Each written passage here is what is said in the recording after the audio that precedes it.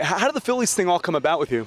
Well, I have some mutual friends in the Philly organization, and I kind of let it be known that, to several teams that I was interested in maybe getting back in baseball at some level and at some point.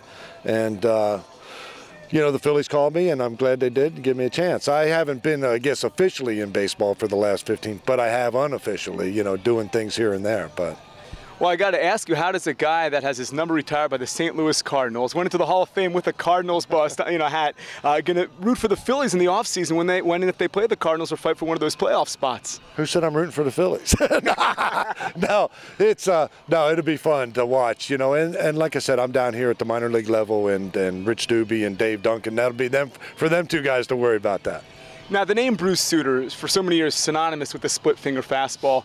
Where did you develop that pitch? Who taught Bruce Sutter how to throw that pitch? Well, I had a minor league pitching coach show me how, and it was out of necessity. I wouldn't have made the big leagues without it. And, getting back in the minor leagues, hopefully to pass that along to somebody or something else. We're trying to combine the old school with the new school and with the pitch counts and the old way of doing things. And hopefully, working with Rod Nichols and we can get through to some of these kids. Are you surprised, though, the way that pitch has developed? I mean, now it's used so often as opposed to when you really became the first pitcher, known for throwing this as an effective pitch, regularly. Well, how pitches kind of come and go. There for a while, everybody was throwing the slider, and then I came, everybody's throwing the split finger, then everybody went to the circle change, and it's kind of come full circle. Pitching, the split finger's the same now as it was 25 years ago. The slider still held the same way, so really nothing has changed that much.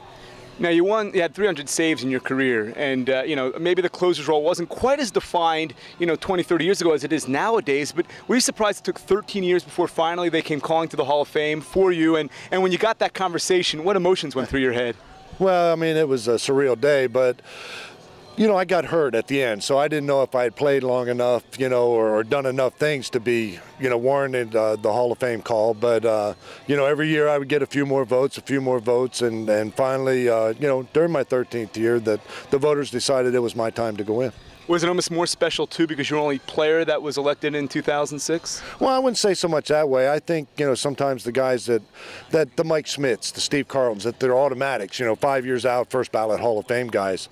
For guys that are on that bubble, you can make a case for them getting in or you can make a case for them not getting in. And I think for those kind of guys like Jim Rice and for Burt Blyleven next year, hopefully, it means a lot to us because we've been through the years of waiting and hear all the arguments for and against.